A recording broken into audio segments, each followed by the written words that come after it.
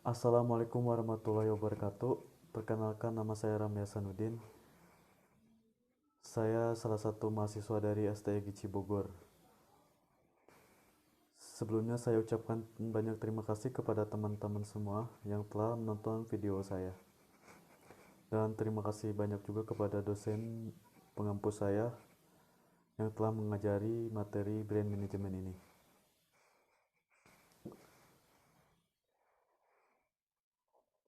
Tak lupa ucap puji kehadirat Allah Subhanahu wa taala yang mana kita telah diberi kesehatan dan saya pribadi bisa membuat video ini. Pada kesempatan kali ini saya akan menjelaskan tentang mengenai brand management. Sebelumnya mohon maaf jika ada salah dalam penyampaian kata atau materi karena saya juga masih belajar dan masih banyak butuh saran dari kalian semua. Oke, kita langsung aja ke materinya. Brand. Apa itu brand? Brand itu adalah bukan sekedar logo atau nama perusahaan Anda, melainkan image atau persepsi seseorang tentang produk atau perusahaan Anda. Brand juga merupakan kombinasi lengkap dari asosiasi yang orang bayangkan ketika mendengar sebuah nama perusahaan atau produk. Brand juga adalah segala sesuatu yang berkaitan dengan perusahaan, produk, atau layanan, baik yang berwujud ataupun yang tidak berwujud. Ibaratnya, brand bagi perusahaan itu adalah reputasi bagi seseorang. Meskipun Anda mungkin menemukan beberapa hal yang membuat Anda tertarik dengan seseorang, namun untuk menciptakan hubungan yang mendalam, Anda haruslah memiliki nilai-nilai peminatan dan otentisitas yang sama. Hal ini dapat Hal ini yang sama juga berlaku bagi perusahaan. Koneksi yang mendalam dan tahan lama bisa terjalin jika pelanggan Anda, klien, berbagi nilai dengan Anda. Maka, semakin Anda mendefinisikan nilai-nilai Anda, bertindak berdasarkan nilai-nilai tersebut, dan mengkomunikasikannya dengan pelanggan Anda, semakin dalam, semakin pula koneksi yang Anda ciptakan. Jadi, jangan anggap enteng brand karena itu adalah aset terpenting yang dimiliki perusahaan. Brand yang memberikan nilai, menciptakan diferensiasi, dan mendapatkan hasil jangka yang panjang.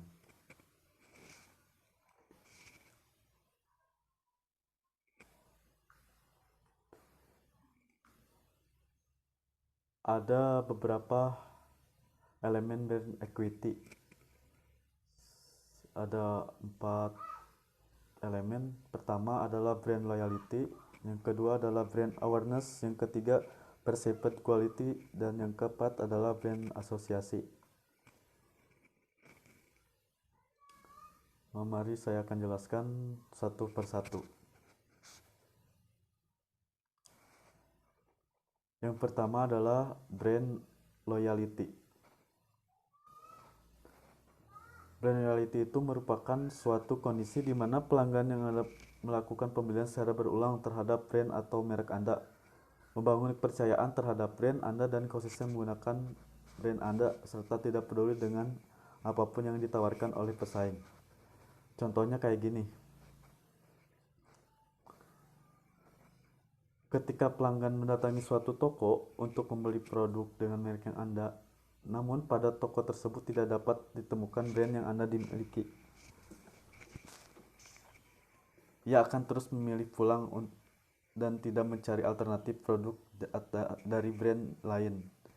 Ini adalah bentuk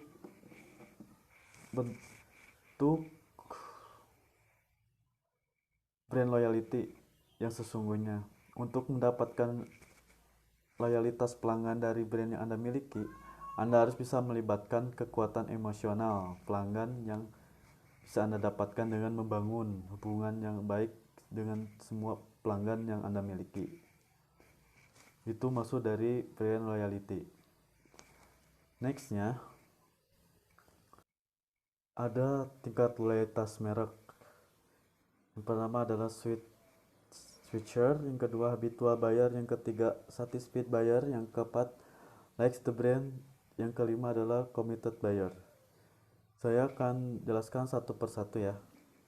Yang pertama adalah ada switcher.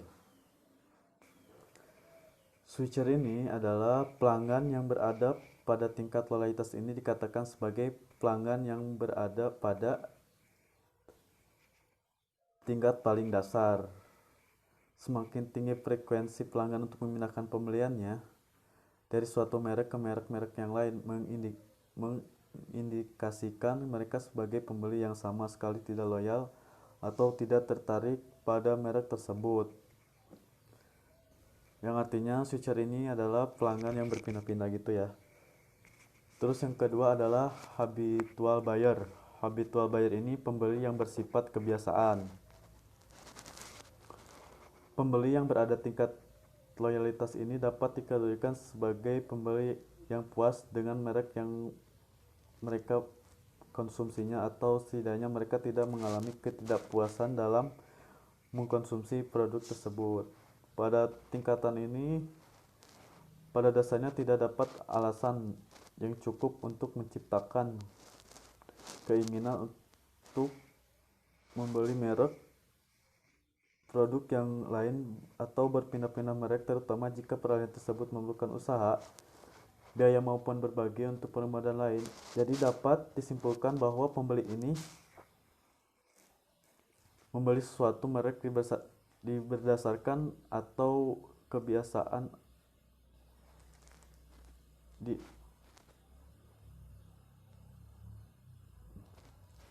Jadi disimpulkan bahwa pembeli ini dapat membeli sesuatu merek berdasarkan atas kebiasaan mereka selama ini. Terus yang ketiga adalah satisfied buyer.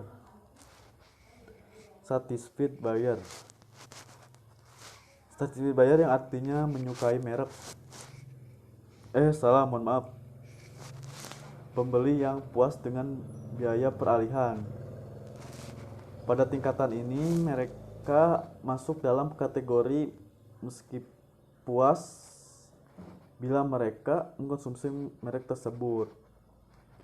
Meskipun demikian, mungkin saja mereka memindahkan pembeliannya ke merek lain dengan menanggung biaya peralihan, switching cost namanya, yang berkaitan dengan waktu, uang, atau resiko kinerja yang melekat pada tindakan mereka beralih merek. Untuk dapat menarik minat para pembeli yang masuk dalam tingkat loyalitas ini,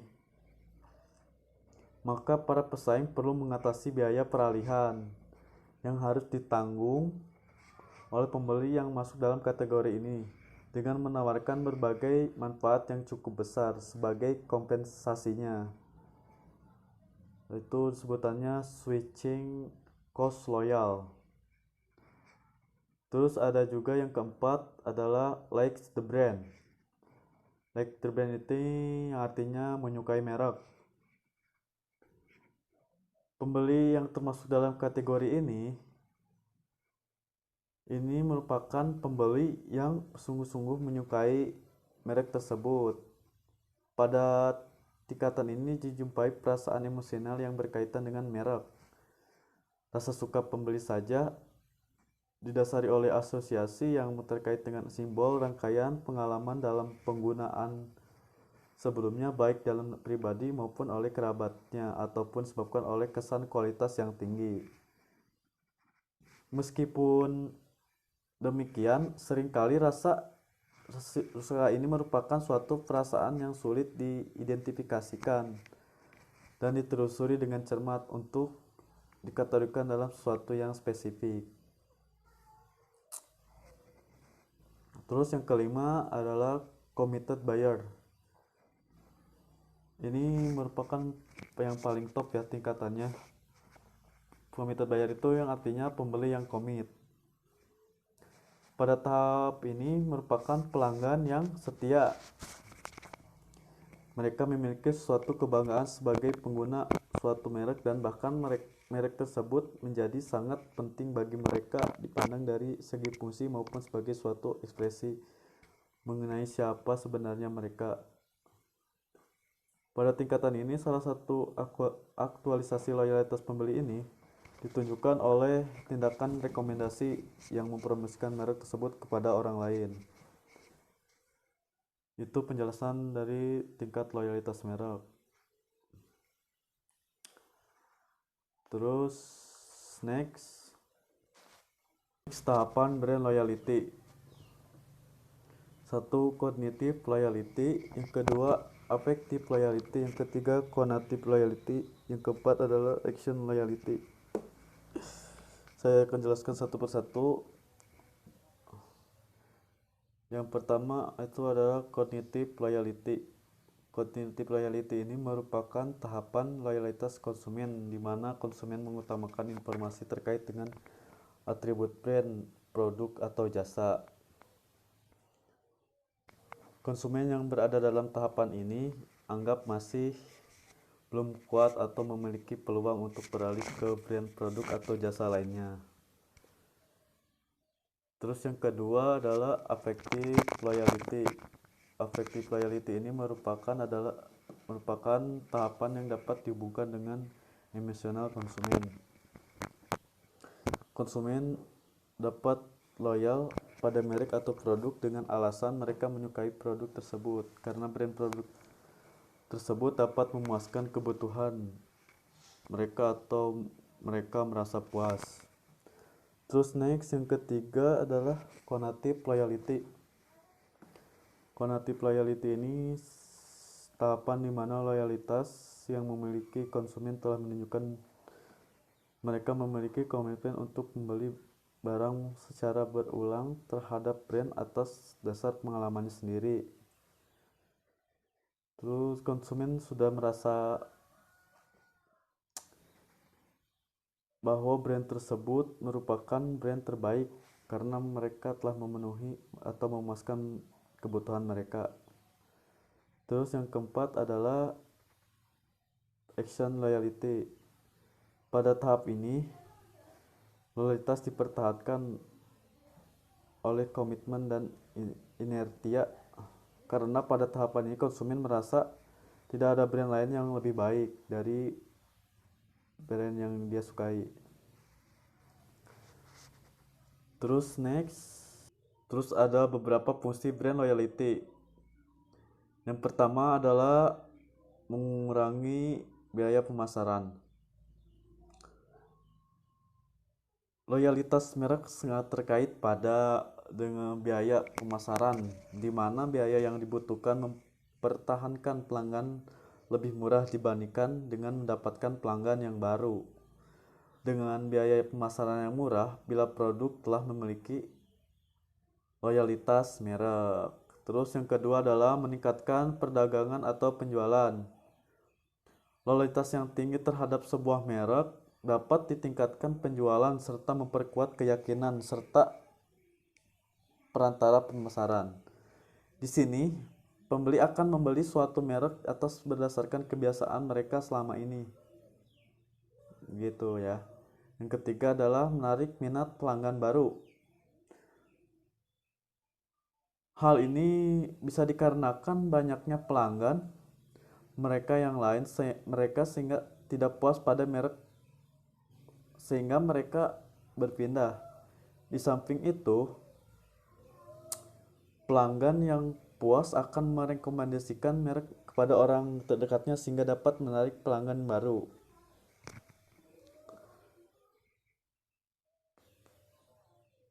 Terus pentingnya brand loyalty ini adalah loyalitas merek sangatlah penting karena dapat membantu dalam membangun basis pelanggan yang kuat.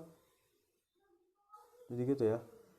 Brand loyalty ini sangat penting gitu ya perannya gitu. Terus next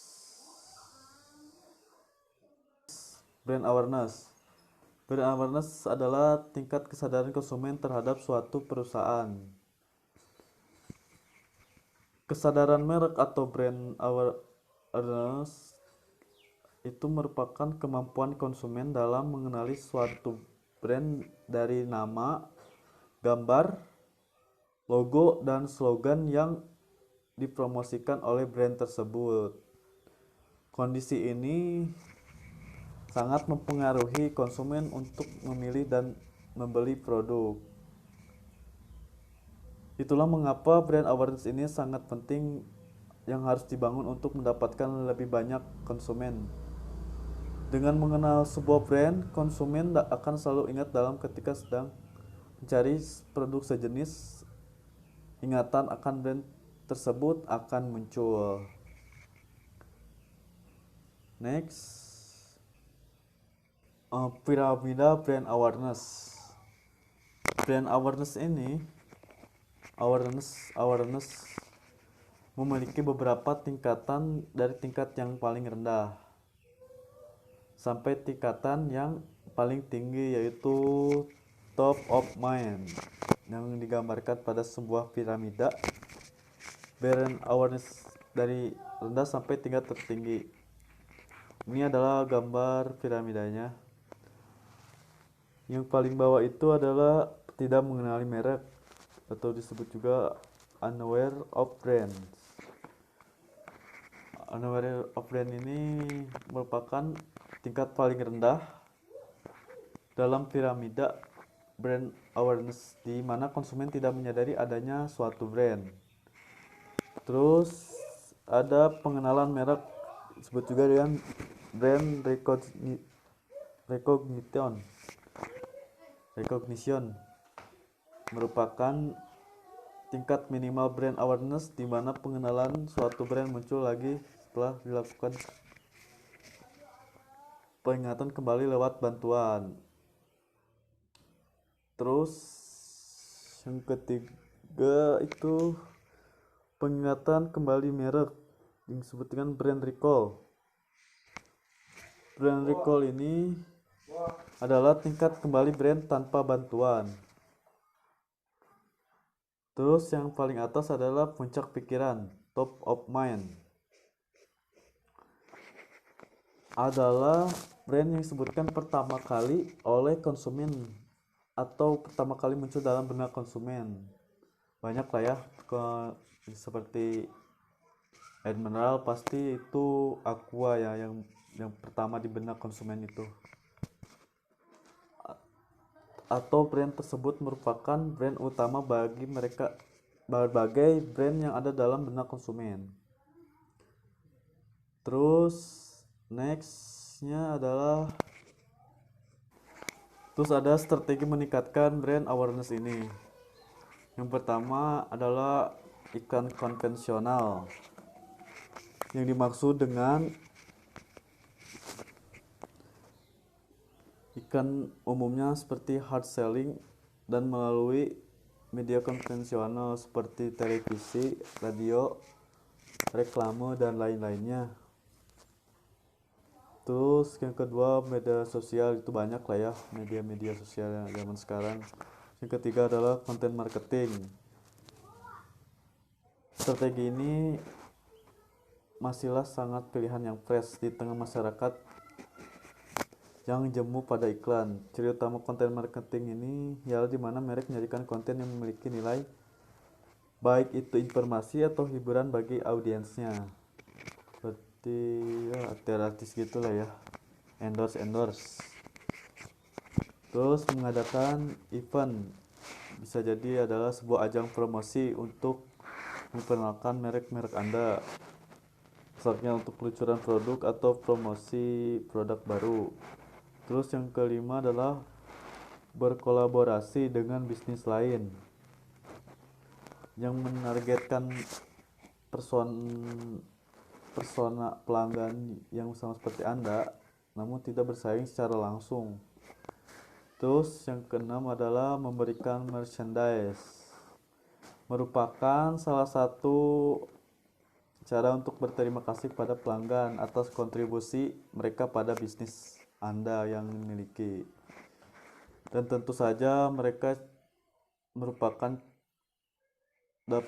yang tepat untuk memperkuat brand awareness. Semakin unik merchandise yang Anda berikan kepada pelanggan, semakin juga baik dampaknya. Seperti contohnya Imani, bisa jadi salah satu merchandise menarik yang bisa Anda gunakan.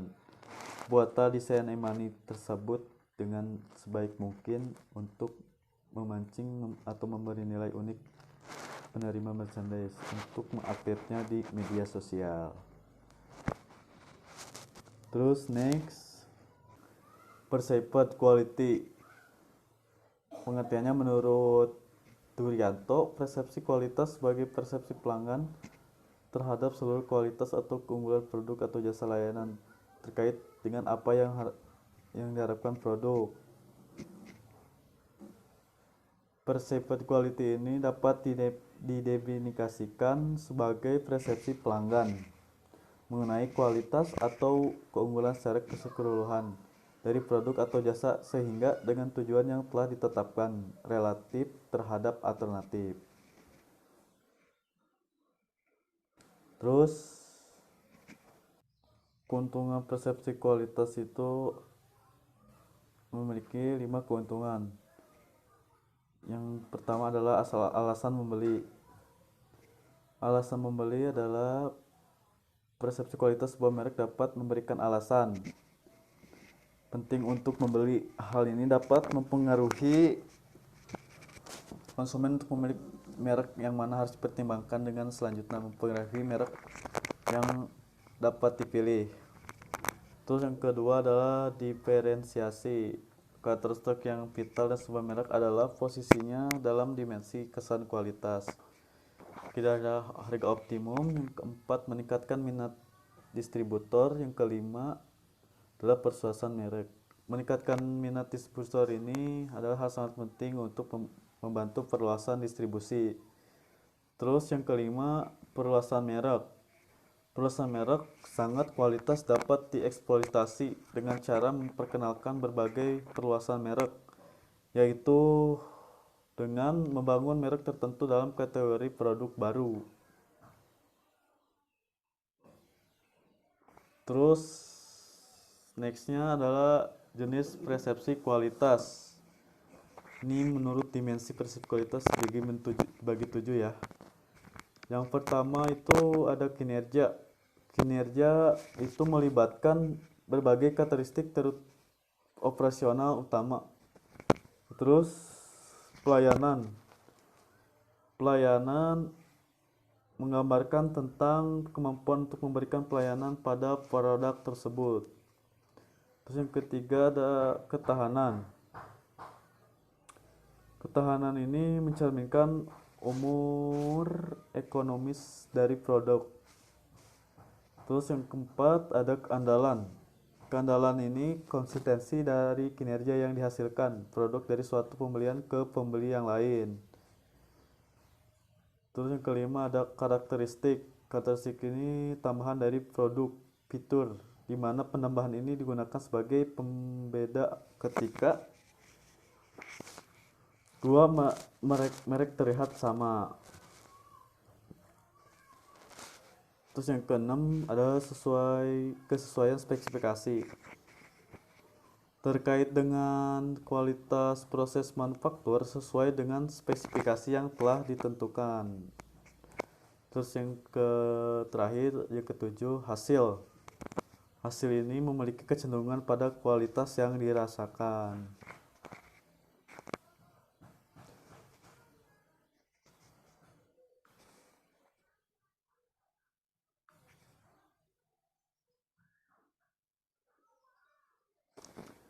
Terus nextnya ada brand association atau disebut dengan brand asosiasi.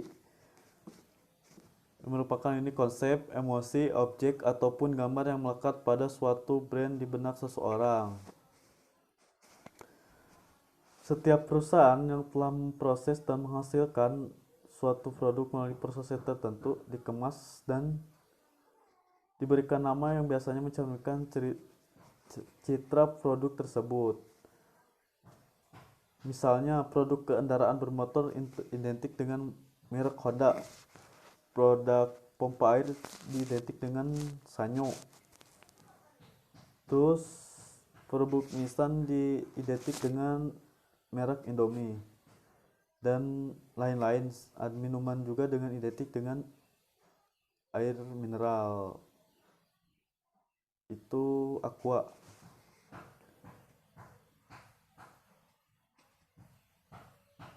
Memanfaatkan kekuatan merek bagi produk baru ini, misalnya kemasan dapat sangat menghemat biaya, promosi, dan sumber daya lainnya. Logika yang mendasari ekstensi merek adalah penurunan kekuatan merek induk ke dalam merek yang lama akan dipromosikan, karena merek induk sudah memiliki ekuitas yang mempunyai komunikasi dengan konsumen. Maka pasar akan lebih siaga menerima produk yang muncul dengan merek produk induknya.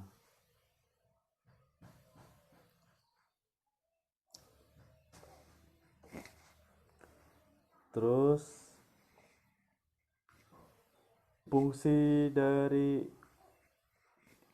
brand asosiasi ini ada help help process. Help process.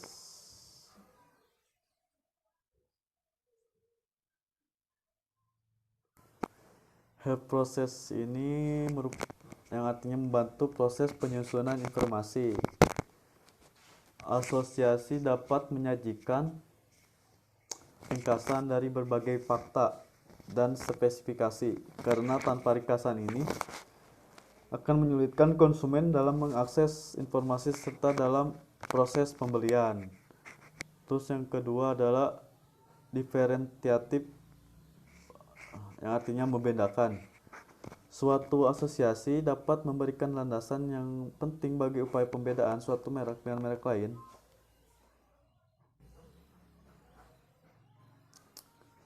Terus yang kedua adalah diferensiatif, yang artinya membedakan. Suatu asosiasi dapat memberikan landasan yang penting bagi upaya pembedaan suatu merek dari merek lain. Terus yang ketiga adalah reason to buy, yang artinya alasan pembelian. Brand asosiasi ini membangkitkan berbagai atribut produk atau manfaat bagi konsumen, yang dapat memberikan alasan spesifik bagi konsumen untuk membeli dan menggunakan merek tersebut. Terus ada creative positive attitudes atau feelings, yang artinya menciptakan sikap atau perasaan positif atas dasar pengalaman mereka sebelumnya, serta pengalaman tersebut menjadi suatu yang lain daripada yang lain. Terus yang kelima adalah basis for extension, yang artinya landasan untuk perluasan. Suatu asosiasi dapat menghasilkan landasan bagi suatu perluasan dengan menciptakan rasa kesesuaian, sense on fit, antara mereka dengan sebuah produk baru, atau dengan menghadirkan alasan untuk membeli produk dengan perluasan tersebut. Terus ada tipe brand asosiasi juga. Yang pertama adalah produk atribut, merupakan atribut produk. Strategi semacam ini efektif jika karena atribut tersebut bermakna. Terus yang kedua adalah customer benefit, yang artinya manfaat bagi pelanggan. Manfaat bagi pelanggan dapat bagi dua, yaitu rational benefit dan psychological benefit. Manfaat rasional berkaitan dengan atribut dari produk atau jasa yang dapat menjadi bagian dari proses pengambilan keputusan yang rasional. Manfaat psikologis seringkali merupakan konsekuensi ekstrim dalam proses pembentukan sikap, berkaitan dengan perasaan yang timbul kita membeli menggunakan produk tersebut. Yang keempat ada relative price, artinya harganya yang relatif. Evaluasi terhadap suatu merek. Sebagian kelas produk ini mendahului dengan penentuan posisi merek tersebut dalam satu atau dari tingkat harga. Yang keempat adalah lifestyle, yang artinya gaya hidup atau kepribadian.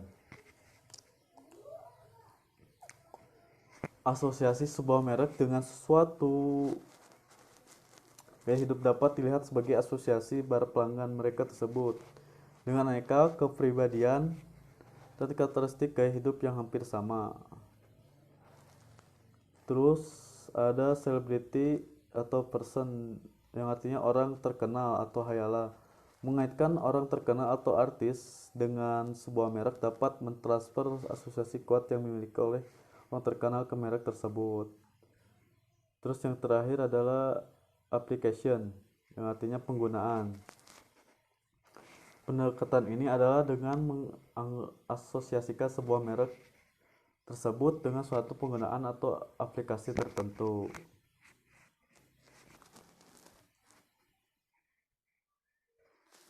Aduh, udah selesai nih ya. Sekian penjelasan dari brand management ini.